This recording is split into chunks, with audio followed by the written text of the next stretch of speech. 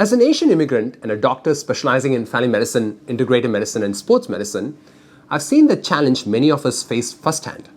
We walk into a doctor's office and our BMI appears normal, and because our BMI appears normal, the conversation about obesity and its risk never even begins. This is a dangerous oversight.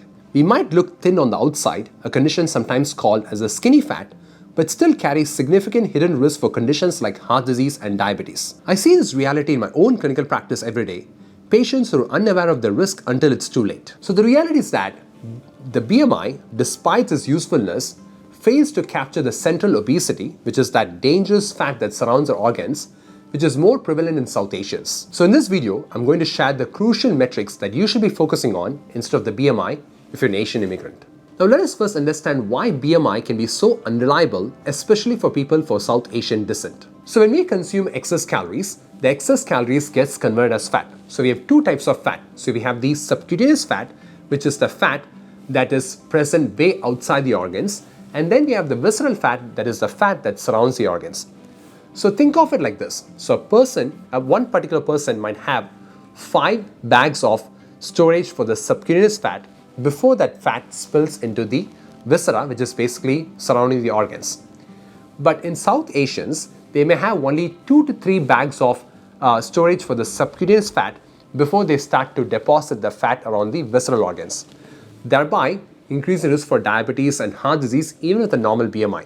This is why BMI can be misleading, and which is why we need to look beyond the number on the scale. So the visceral fat is a major driver of inflammation and metabolic issues, and the BMI wrongly assumes that everyone has the same large subcutaneous fat capacity. So if BMI isn't the whole picture, what should you be looking at? So the most important metric, especially for Asians and Asian immigrants, is waist circumference. This simple metric can tell us how much fat is deposited around the organs.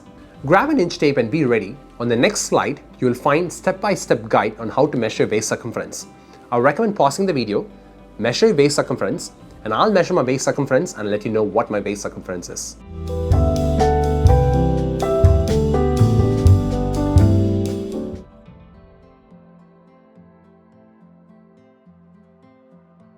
So my waist circumference is around 32 inches. So now that you also know what your waist circumference is, let's look at the next slide to see if we are at increased risk or not.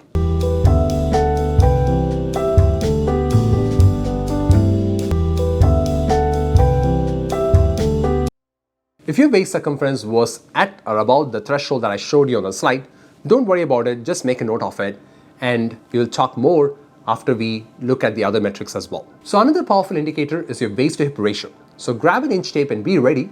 In the next slide, you'll find step-by-step guide on how to measure your waist to hip ratio.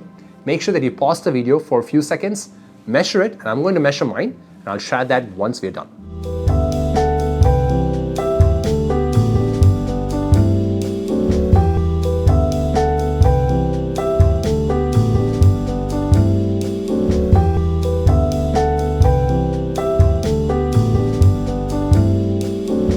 So my waist to hip ratio was 0.8. So now that you know your number as well, let's check out in the next slide if you're at increased risk or not.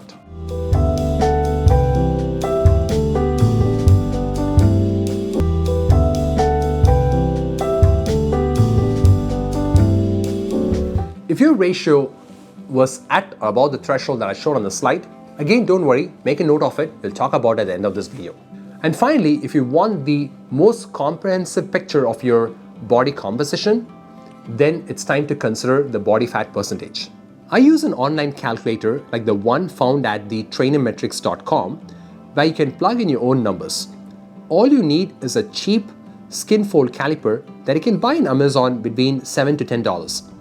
The website even shows how to take these measurements. So my own body fat percentage is around 16 to 18%, and you will probably know your body fat percentage by now. My personal goal is to lean down to at least like 12 to 15% in the next 6 months. But currently I'm at 16 to 18%.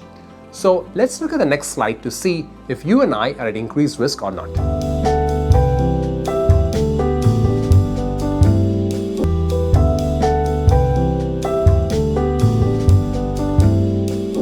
And by the way, the home measurement of body fat using the skin fold calipers is great for tracking progress, But if you want a most accurate way to measure your body composition, then one has to consider a DEXA scan. So what's the bottom line here?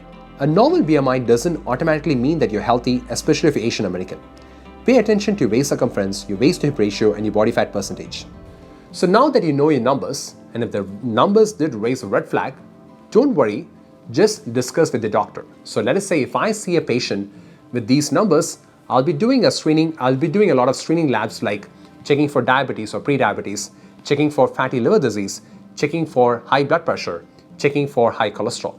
And even though I do the screening labs, the most important intervention is lifestyle modification. So making sure that we do regular exercise and engage in healthy eating habits so that we can eliminate this visceral fat that is surrounding the organs and thereby decrease the risk for even future metabolic health issues and the risk for heart disease and so forth. So by the way, did I pass this test with my own health numbers?